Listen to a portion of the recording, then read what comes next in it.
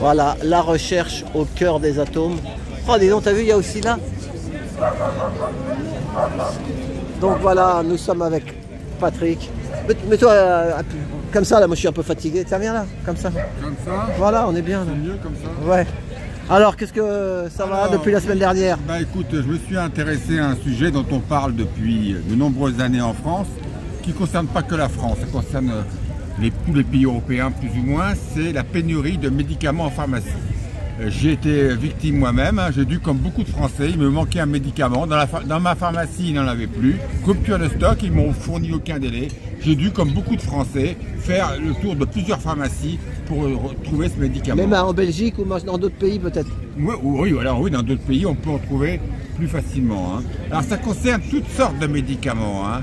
Des antibiotiques, des médicaments pour traiter le cancer, le diabète. Oui, des médicaments importants quoi, pour la santé, pour des maladies graves quoi. Cardio, la dépression. Et la dépression, il ne faut pas arrêter un traitement, c'est très grave. Il ne faut jamais arrêter un traitement pour la dépression sans l'accord de son médecin, hein. Donc voilà, alors je me suis intéressé à ce sujet, en sachant qu'il y a deux chiffres qui circulent. 80% des médicaments consommés dans le monde sont fabriqués en Asie. Tiens-moi ça une minute. Vas-y, continue à parler, parle parce que je vais mettre ma batterie. Vas-y, tu tiens comme ça. Continue, Patrick.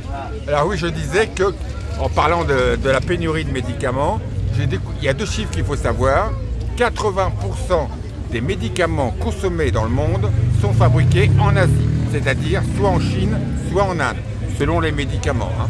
Voilà. Et 40% des Français consomment minimum un médicament par jour, ce qui est mon cas d'ailleurs, hein. Donc, c'est deux chiffres qu'il faut avoir bien en tête quand on parle du problème de pénurie de médicaments, hein. Voilà.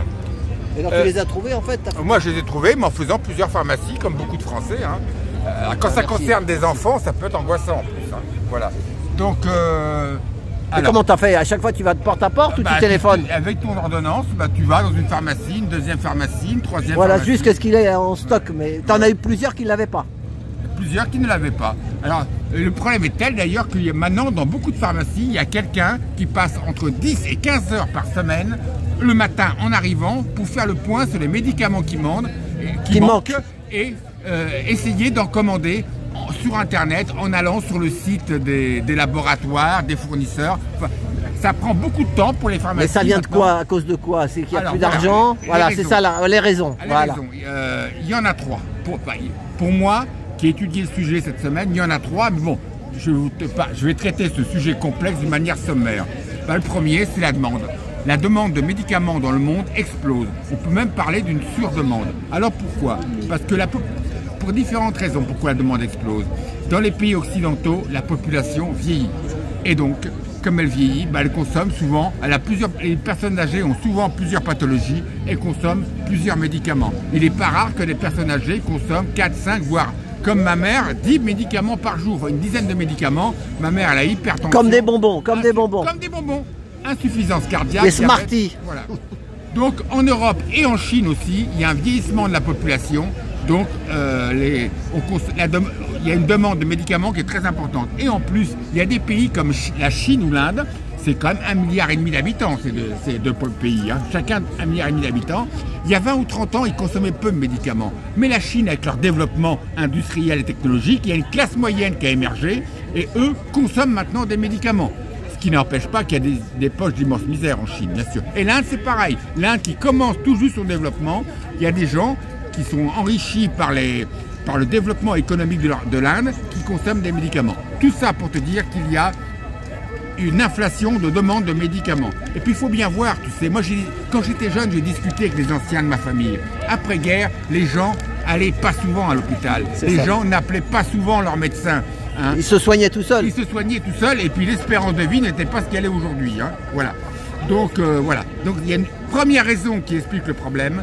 Tout simplement, la demande de médicaments et de soins médicaux explose dans le monde entier.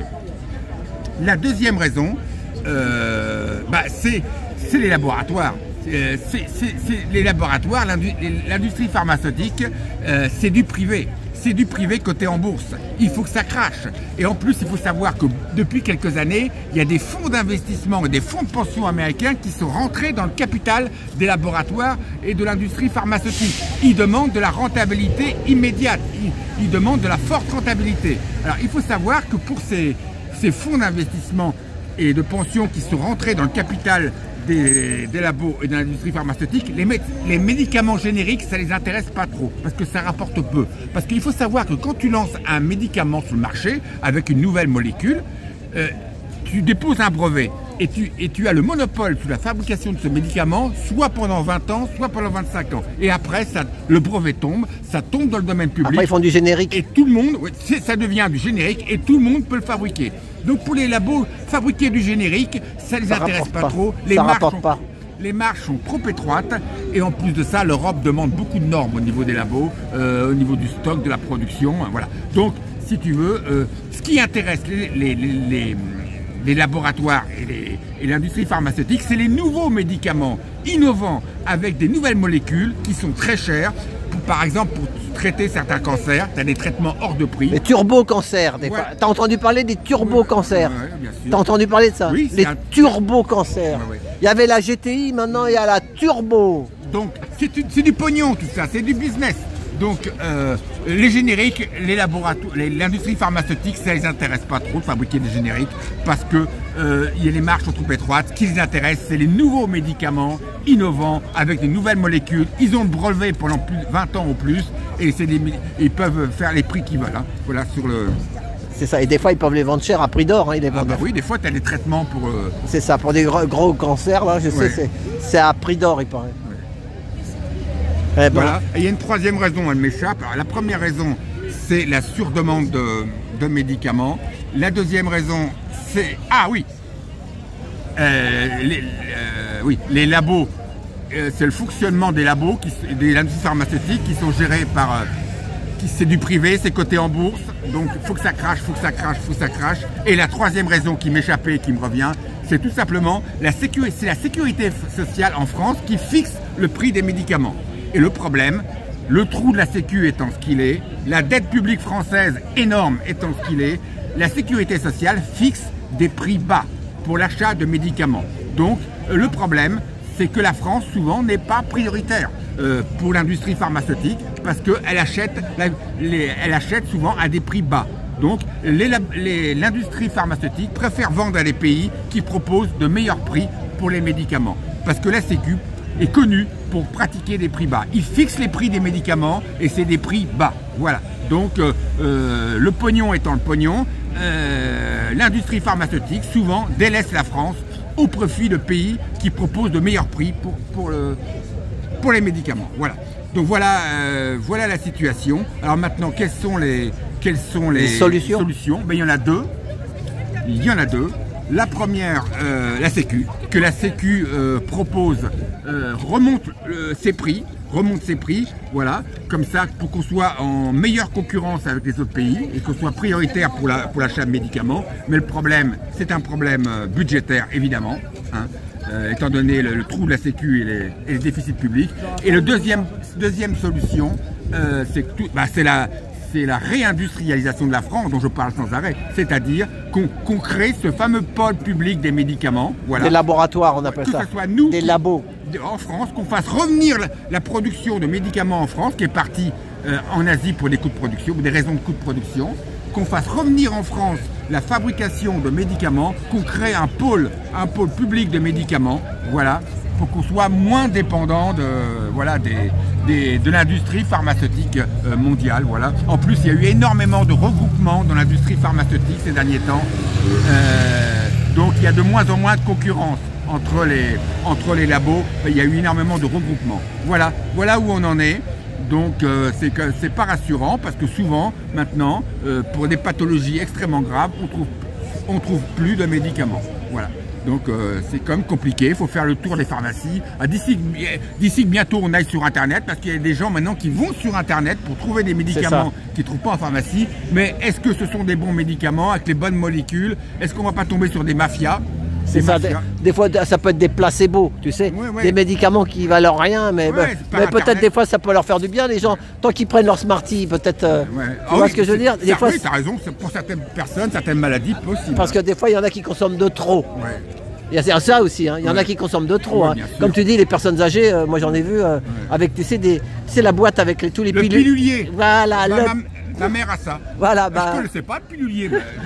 C'est l'infirmière qui lui fait son pilulier médicament pour toute la semaine. C'est ça. Tu as lundi, mardi, mercredi, jeudi, vendredi, samedi, dimanche. Tu as un pilulier, des petits casiers qui se juxtaposent. Voilà. Mais quand même, Big Pharma, tu peux en parler de ça. Que derrière, c'est des gros richards, c'est du business. Bah oui, c'est du business. Hein, est-ce que tous leurs médicaments soignent? Là est la question. Des fois, peut-être il y a des médicaments qui sont bons, ils ont été bien préparés dans des bons laboratoires. Mais il y en a d'autres, des fois, c'est de la poudre de perlimpinpin. On ne sait pas. C'est comme dans les prises de sang, je pense, le cholestérol. Est-ce qu'ils n'ont pas abaissé exprès le taux maximum pour forcer les gens à consommer aussi? On ne sait pas. Ça, on ne sait pas. Je ne me lancerai pas là-dessus, mais il y a questionnement. Alors, il faut pas te finir, Alain, il faut dire la prévention. Il faut, au lieu de se bourrer de médicaments, bon, des fois, tu es malade, tu ne l'as pas cherché, hein, mais il faut quand même favoriser la prévention. C'est la nourriture aussi, il faut bien manger. Il y a des gens qui se nourrissent. Il faut manger de la salade, il faut manger pas... Il faut évidemment éviter de fumer, ne pas trop l'alcool, très modérément, manger sainement, équilibré, des salades, des fruits, des légumes, voilà, bouger. Il faut aussi... faut manger du vivant. Voilà. Il y a une dame qui dit ça, il faut manger du vivant, donc de la salade, des trucs. Mais quand tu achètes des trucs tout faits en farine, là, tu sais pas ce qu'il y a là-dedans. Hein. Les plats cuisinés, tout préparé, c'est salé, c'est gras, c'est pas bon pour la santé. C'est ça, c'est pratique, mais c'est pas bon pour la santé. Hein. C'est ça. Voilà, donc il faut bouger. Et moi, je dirais qu'à la retraite, il faut entretenir le cerveau aussi. Hein. C'est ça. Il demande le cerveau à travailler. Il faut entretenir le cerveau, arriver à la retraite. C'est ça. Faites des recherches, lire. Sinon, lire. Voilà, c'est ça. Mais évidemment, la prévention n'évite pas forcément tous les problèmes de santé. Hein. C'est pas un remède miracle, mais il faut faire... D'abord, le problème des médecins maintenant, moi je vois mon médecin, c'est 10 minutes au suivant. Le médecin de ma mère, c'est 10 minutes au suivant. J'ai eu un oncle au téléphone il y a quelques jours, il vit en Dordogne à côté de Périgueux, il me disait son médecin aussi, c'est 10 minutes. Mais ils ne peuvent pas prendre plus, ils sont pleins. Ils sont pleins. Et si tu t'appelles et que tu n'es pas inscrit là-dedans, eh ben, ils vont te dire, ah non monsieur, je peux pas vous prendre. Voilà. Hein, mais ils sont obligés par la Sécu de faire ça, à mon avis, pour recevoir un maximum de patients. Mais le patient devrait étudier le mode de vie, le docteur devrait étudier le mode de vie de son patient et lui donner des conseils. Ah mais là c'est long, c'est long. Il faut avoir un nutritionniste. Sinon il y a les nutritionnistes pour ça. Alors maintenant j'ai une question, la dernière. Salut René. Salut Patrick. Au revoir. Jeudi devant. Moi j'ai une question. Il y a quelque chose jeudi? Il y a une manif jeudi? Ce sera quoi? Je sais pas. Tu parles d'octobre? Non, jeudi prochain, le 2 octobre. Une manif intersyndicale, Ah encore, ouais, d'accord. Je sais pas, il me semble, non? Il y a le 13. Ah bon? Je sais pas. J'ai la dernière question, si tu veux répondre. Qu'est-ce que tu penses de l'arrestation, la condamnation de notre ancien président? Qu'est-ce que tu dis de ça? Il va avoir une grâce présidentielle, on ne sait pas. T'as pas grand chose à dire? J'en pense pas grand chose, je pense... C'est pareil, mais bon.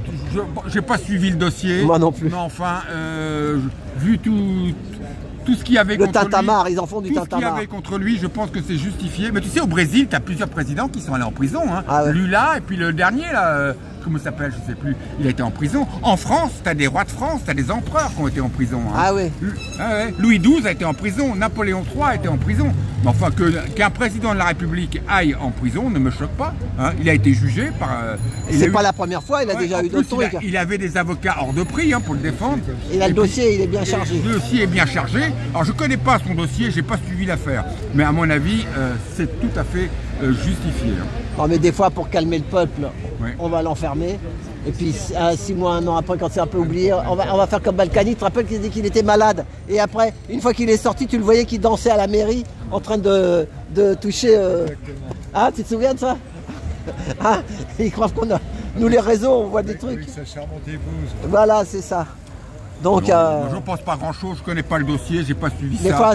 Des fois, moi je peux dire, tu sais, c'est comme un feu de... Tu sais, quand il y a un feu d'un côté, tu mets un autre feu de l'autre côté pour que disperser. Tu sais, les gens se regardent là, pendant que de l'autre côté, il se passe quelque chose de plus grave. Tu pars d'un simple principe, tu te dis simplement, tu observes simplement qu'une campagne électorale, ça coûte très cher. Oui.